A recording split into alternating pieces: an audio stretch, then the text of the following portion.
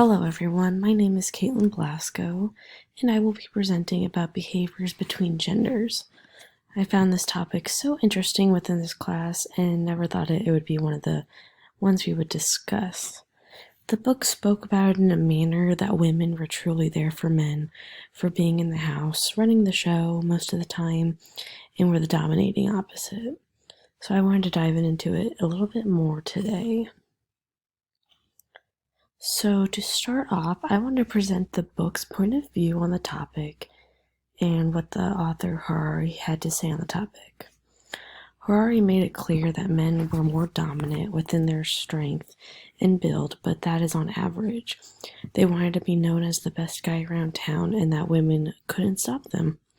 Of course, noted by him, many women did reach alpha position, including Cleopatra and Elizabeth I. Men did not want women home. Men wanted women home caring for the children and house while they went to work out in the fields, since women were seen to be too weak for that. It is practically all opinion since women have evolved and have been so much stronger than a lot of women, or than a lot of men, I mean. And of course, there are the case where not every woman is stronger than a man, but not every man is stronger than a woman. Alright, and I just wanted to briefly go over some other sources that we have gone through over the semester, including the instructions of Kirapig, which is simply a whole list of instructions for his son on what is right and wrong. A main one that stuck out to me was the quote saying, "A woman with her own property ruins the house." It's quite interesting that it was said like that, and how women were seen as horrible people if they had anything to their name. It was all supposed to be owned by the man of the house, and she merely shared it. The other source I wanted to reach was Genesis 21, saying that women was created by man, so that means women are servants to man.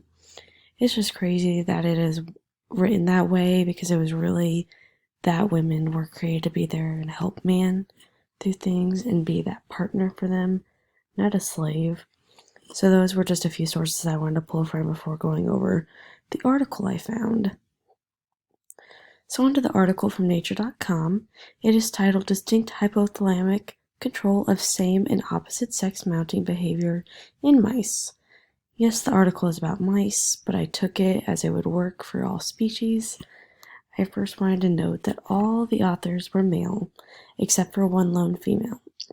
It's interesting to me that I read it and the word used within it. They use strong words when describing males, and I hadn't looked at who the authors were before reading, so if they were to write about females, would they use less descriptive words? Just one of my many questions for them. Next note is they described very well on how males show the most aggression between the two sexes. I can agree that studies have shown men show more aggression than women. Women show their emotions through a different perspective. Not saying women can't be aggressive, because they very well can. My last note is males use their protection skills to keep everyone safe in their pack. Or instead of a mice pack, a father keeps his family safe the best he can. Of course, if there's no male figure around, a single mother has to step into that role and take over.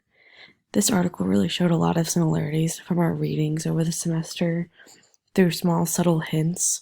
Like how I mentioned the authors, males felt that they could write a better job on an article about male dominance than females could, but merely opinion. Alright, now I wanted to share some of my own thoughts on the subject and how I felt throughout the readings. I agree, yes, men are more dominant. They show great power, but females have that exact same ability, and I'm glad Harari notes it while writing on the subject. And I am not saying a man can or should not feel like he is any less than someone. I am simply stating that we are all equal and carry a certain form of dominance in our back pocket. We have now reached the point in history where men are house dads and women are bodybuilding champs. It's a weird comparison, but I thought it would fit for this presentation. But it's true. We are no longer living in a time where women should only be home and men are working all day. And hopefully we keep moving forward and evolving into an even bigger future. And that is all I have for this presentation, and thank you for listening.